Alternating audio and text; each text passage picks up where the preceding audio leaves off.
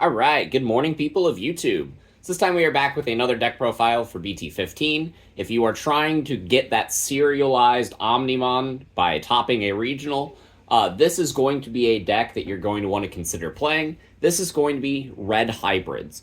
So this deck is almost the same as it was in Bt14 and EX5. However, you do adjust some of the ratios to fit the current meta. And these are going to be my updated ratios for this list. So if you guys like this kind of content, make sure you guys like and subscribe. And without further ado, we will start, as always, with the Digitama. So I'm playing 4 copies of the Bt14 Koromon. This is by far the most important egg. I'll let you draw pieces the most consistently. You do want to consider playing 5 eggs because of Ukomon, because Security Control got first place at Worlds. You could find yourself playing longer matchups. I think these are definitely the most important, and you should consider only playing 4 eggs, because anytime you don't get this egg, it kind of hinders you. But notable inclusions could be the Bt11 Yokomon to get an on-deletion draw if you have a Tamer, or the Bt13 Pinamon that on-deletion will let you blow up a 2k or less. Just pick whichever one you want for your 5th egg, really. As long as you're playing 4 Koromon, you are all hunky-dory. So for the for the Tamers, because this is hybrids, we're going to lay these out first. And because these are pretty self-explanatory, there are only 8 Takuya that you can play right now. So we are playing all 8 of them. We are playing 4 of the BT7 one and 4 of the BT12 one. BT12 is your memory setter. BT7 is going to be your warp into Emperor. Both are very important. Both have sweet inheritable effects to let you put on more aggression. And these are both mandatory 4-ofs. And because your good hybrids from BT12 can't evolve on anything other than Takuya, these are the only Tamers that we do play. For the Flamemons, we play 4 copies of the BT7 Flamemon, and then we play 4 copies of the BT12 Flamemon. I feel like the BT12 Flamemon is a little bit more important. It gets you into all of your options better. And it does put some hybrids in the trash to fuel your Takuya Warp into Emperor play.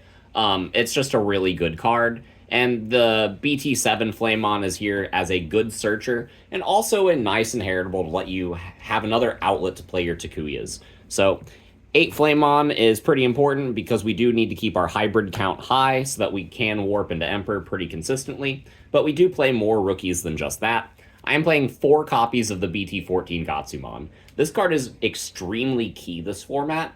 Let's say you're playing against Leviamon and they have a Biting Crush in play. You have a bunch of effects that'll play your Tamer, which can make all of their dudes evolve into Levia X, which is very scary for you. So if you have this, you're at least shutting off the Biting Crush. You're at least shutting off their ability to play bodies to your side of the board to fuel their plays as consistently. And this really shuts down decks like that. It shuts down Fenrir. It shuts down Devas. It helps shut down Nume. Like, if you have this plus Crimson Blaze, you kind of just beat that matchup. And it's very nice. I like this card at a solid 4-of for this meta specifically, just because of all of the good decks that you're expected to play into. And then rounding out the rookie package, we do have 3 copies of Ukomon. This card makes our deck a lot more aggressive, and it just makes our chances of bricking very slim. It also means that we are constantly pushing out bodies and constantly putting on aggression, which is what Red Hybrid wants to do. I really wish I had room for 4, but I didn't want to load the rookie count too high. So for the level 4s, we got 4 copies of the BT12 Aguni and 4 copies of the BT12 Burning Greymon. These cards have just become staples. Burning Greymon gets big, so that'll trigger all your inheritable effects for Takuya to help push for extra damage, get extra memory back, yada yada. And the Agunimon will replace itself if it goes down. And it has your inheritable effect for on deletion play a Takuya. So again, it's more avenues for playing Takuya, getting yourself constant recycling of Tamers, and it's just very, very nice. We do play 3 more hybrids. We are playing the BT7 Burning Gray. This is still the best one that you could be playing right now. Pop small bodies, maybe a Floodgate, maybe like an Ukomon that they have, just blowing up small things that could be putting in pop checks against you is pretty nice, and I do really like this card. Especially since you can just evolve it over any of your level 4s for just 1 memory as well. and get that deletion effect and possibly stack a bigger stack, so that way whenever it does go down, you have more hybrids and trash, getting your Emperor Warp more consistently. It's just very nice. So, for the level 5s, we have our mandatory 4 copies of Omnimons. It's the cheapest card to evolve into, being just a 1 cost if you have a Tamer in your sources. It goes up to 12,000 by itself, so if you have any other inheritables on top of that, that's just icing on the cake. This card makes all of your Takuyas live, and it's just a fantastic card. Great bridge into Emperor. And it has a fantastic inheritable effect that you always want in your sources whenever you are doing that Emperor Warp, which will let you this card single-handedly beats the security control matchup by just turning off all their options. It's really fantastic. And then I am playing one more level 5. I'm playing the Garudamon Ace. There are a lot of weird effects in the format, like the Bt15 Gabumon that give blocker. A lot of Tamers, like AG, that give blocker. Rapidmon decks are filled with it. David decks are filled with it. Numemon gives all their crap blocker. So having a way to pop blockers this format is actually way more relevant than it ever kind of was. And not only that, but it just plays Takuya for free. So spending 4 memory to play a body, potentially pop something, and get a Tamer is just free value. I don't want to load my deck up with too many copies of this card, but if this is a card that you are liking in your testing, you could consider bumping up. But those are the 5 ultimates that I am electing to play. On to the level 6s. Yep, you guessed it, they're all Emperor Greymon. We play 4 copies of the BT12 Emperor. Having a ability to just blow something up for the 3 memory it costs to evolve into it is absolutely fantastic.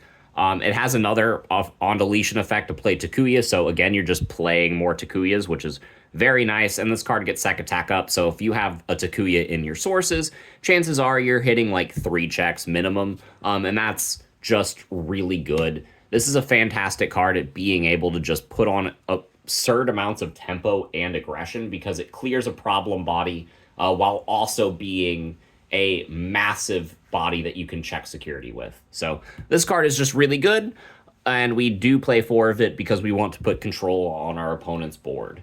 We do play one more. We play the Bt7 Emperor. I think of this card as a kill spell a lot of the times because oftentimes if you're at 0, your opponent won't expect you to be able to deal with one of their threats. And then you can just use your Emperor Warp to go into this and then blitz and then blow up their dude that they have suspended. It's really fantastic. Being able to blitz for game is also really good. Like if you used one of your Tamers to go into like a Goonimon or something and swing, and you have them at 0 security, they think that you might not be able to close it, and then you can just warp into this card, blitz for game. That comes up a lot. This card is just really fantastic. If they block it, you just gain a bunch of memory back. So this card is one of those cards that kind of just ensures that you're getting an Emperor Greymon out when you need to, and I really like playing 5 Emperor Greymons. So closing out the deck, we do have the options. There are just 6. We play 2 copies of all of the red hybrid staples, 2 copies of Gravity Crush, 2 copies of Atomic Inferno, and 2 copies of Crimson Blaze. Crimson Blaze plus Gatsu is really good against a lot of decks this format, as I was saying. Atomic Inferno is more damage, more DP, but you don't want to play more than 2 or 3 of this card because it starts getting really clunky. I felt like 2 was kind of the perfect sweet spot, but these ratios are fully adjustable. And then Gravity Crush is something that a lot of players are playing just 1 or 2 of. I like leaning into this card a little bit more because if you have 0 memory and 2 Tamers and you have a Gravity Crush and an Emperor, you have game, or if you have 2 Gravity Crushes and 2 hybrids, you have game if they're at low security. Like, this card can kind of just steal you a lot of situations. There are a lot of times where your opponent will choke you and not expect you to be able to go fully into an Emperor to deal with their board, and with Gravity Crush you can. So I like this option lineup. Again, these are kind of flexible. But yeah, these are the ones that people are playing in pretty much every red hybrid list. So nothing really new here. These are just my ratios. But yeah, this is red hybrid for BT15. Emperor Greymon continues to be fantastic. Ukomon continues to provide a lot of rush. Turns out having floodgates is really good, and having just constant bodies that are big and easy to get out and just provide a lot of pressure is still really good. So if you guys like an aggressive deck that can also control the board, this is it. And if you guys are going for those serial Omnis, this is a strong contender. So let me know what you guys think in the comments down below, and we will see you all in the next one. Bye, everyone.